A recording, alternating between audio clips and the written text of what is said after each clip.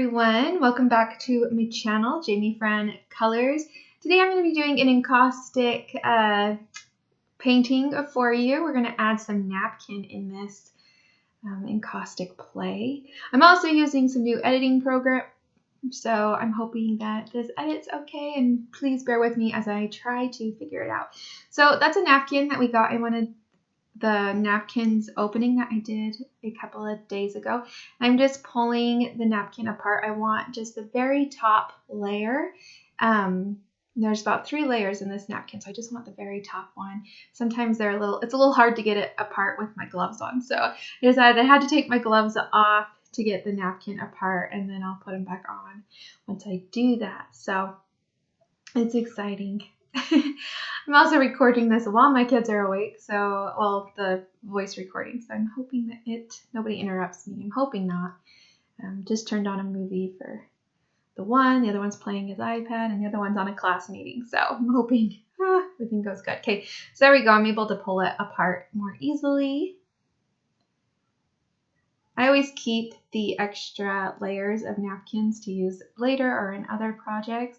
I'm like testing to see if there's another layer of napkin, and I think there is.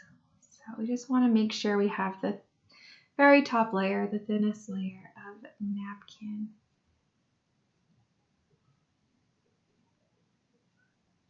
I'm hoping that this voice recording is working.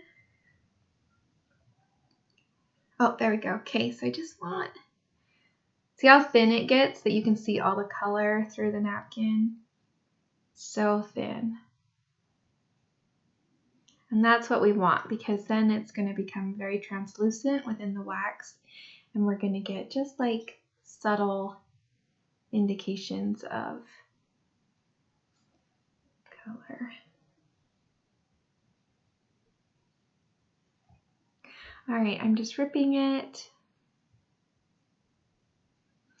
to kind of fit my block. I'm not very careful about this. It's way jagged. It really doesn't matter because the edges are going to blend into the wax. And so you don't have to be careful at all with this process. This is just fun, play, rip, whatever. You know, you don't have to be careful. That's one of the fun parts about using napkins and the wax, is that the edges all blend in and it doesn't matter. Where'd I go? Come back. I don't want to have to stop. Come on. You could sing a song. What is happening?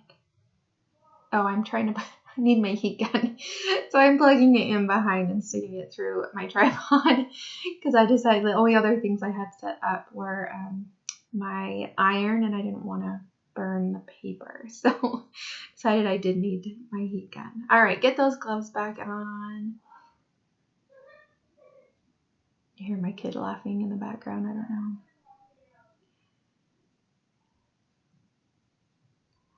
Okay, here we go. Let's zoom in a little bit and I'll show you how applying everything works here.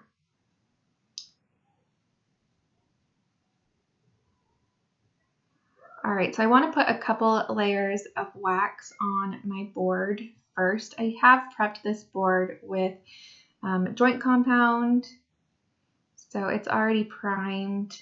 You don't have to prime it if you don't want to, but I did this board. It was one I already had ready.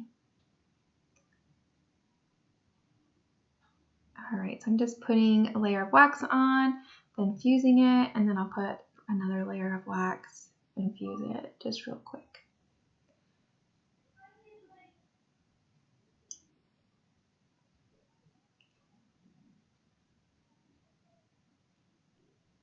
So another layer, going the other direction.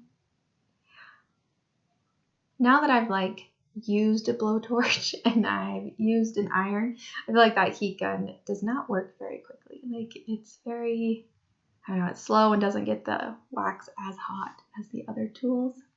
This is a cheap craft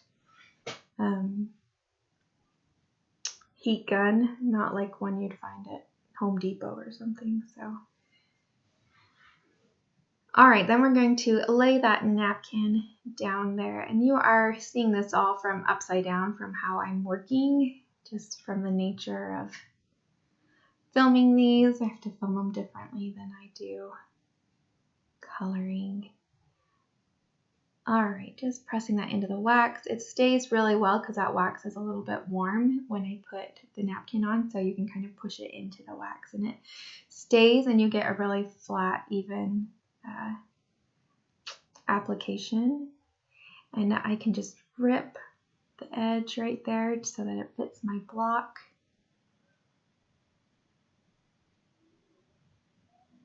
And then I'm adding a layer of wax.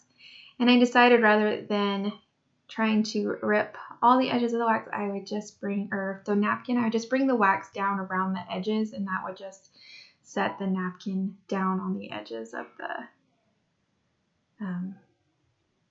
block. So I'm just not too worried about it. Like I said, this is just play, and I'm just trying to show you how napkins work in encaustics, and it's just a beautiful use of napkins. So I'm also not liking the shadows that I'm getting in this video. So, those awful shadows. All right, let's put some more wax on there, going the other direction.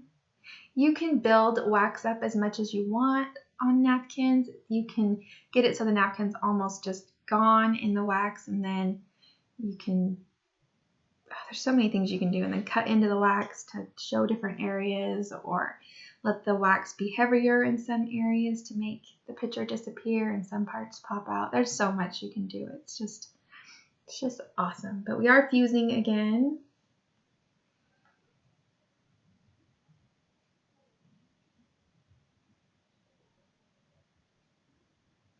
Then I'm grabbing some chipboards that I have. These ones are shaped like little butterflies. I thought they would go really well with the napkin that we've picked, and it would give us a little bit more of a 3D effect.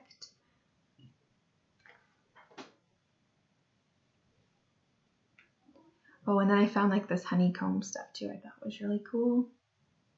Also chipboard. You can buy them all over the place at your local craft store, or there's websites and such. They're so fun to put in mixed media projects, and so pretty. So I'm ripping that the way I want. I didn't even have scissors. I think I was just like breaking it. I would have worked better if I'd had some scissors nearby, but I didn't, and I was too lazy to go get scissors. So I'm just kind of breaking it, and which didn't give me the cleanest application, but it was fine.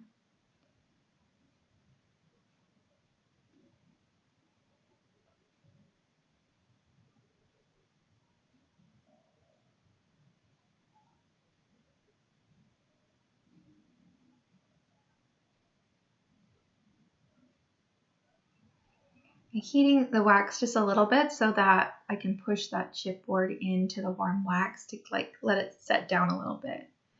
Kind of tack it there so it doesn't move around. And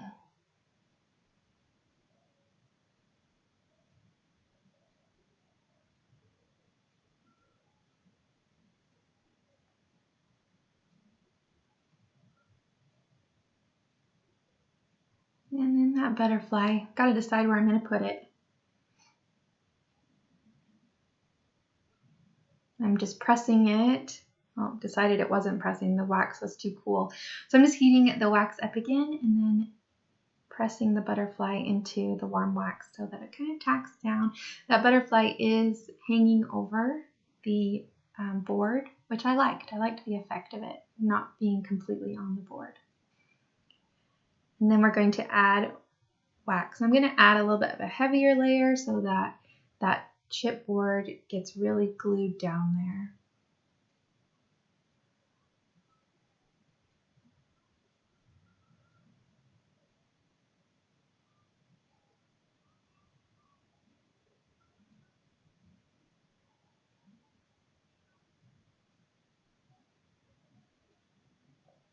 And then fusing again.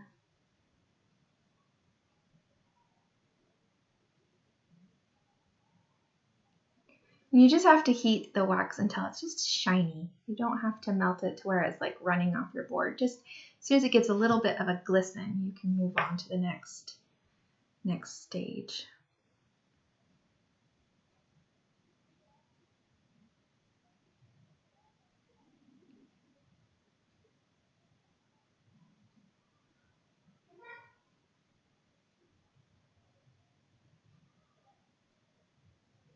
Okay, so this is what I do. I take the back of those napkins and then I will actually sign my project on the napkin. So I'm just putting a little signature and I'm trying, like it's hard to write on a napkin, so I kind of write it a few times, different places on the napkin where there might be less texture, and just try to get a good one. This is how I would sign an encaustic work, is signing a napkin, and then I will melt that napkin into the wax and like will attach it to the wax, and the napkin itself disappears and all that you see is the signature. So it's a really handy application of kind of signing your encaustic work. And I just wanted to show you how that napkin can do that. So I've set that aside, it looks like, for a minute. Probably want the ink to make sure it's dry so that it doesn't run. And I've got some oil sticks here. They're like oil paint in stick form.